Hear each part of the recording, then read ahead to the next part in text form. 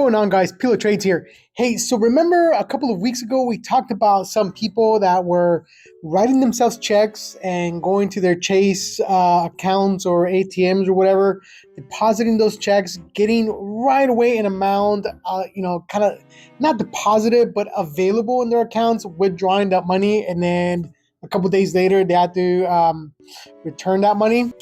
Well, the news came out, and I mean. The hilarity behind it is, these guys are morons. These guys are idiots. Let's take a look. So in this article, JP Morgan sues customers over check fraud linked to the glitch that went viral. All right, so, what do we expect, right?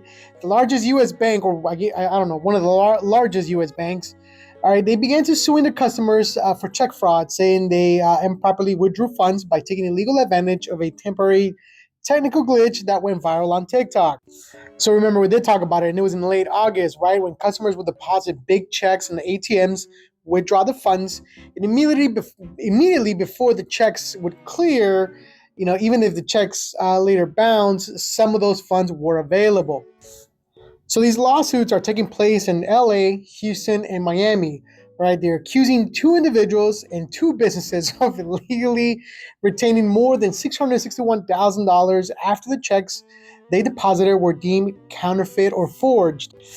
Honestly, how can you run a business? And I get if some of these individuals are not financially literate, but if you're running a business, right? If you're a business person, in what mindset did you think this was going to be?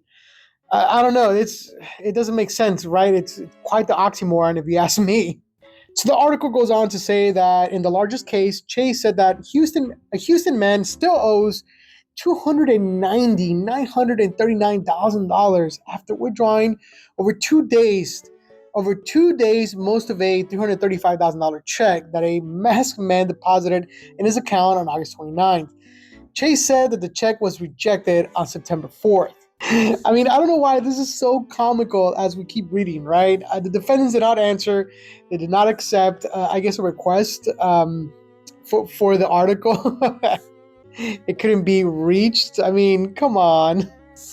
All four lawsuits accuse the defendants of violating their deposit agreements and seek the return of improperly withdrawn funds plus other costs.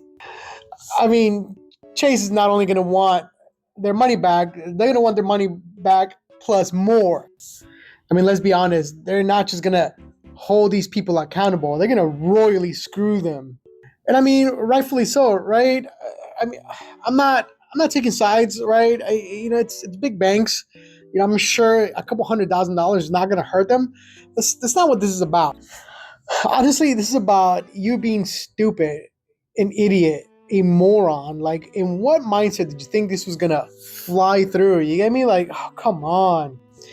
The article finished off by saying that, what fraud is and what, check fraud and federal crime, blah, blah, blah.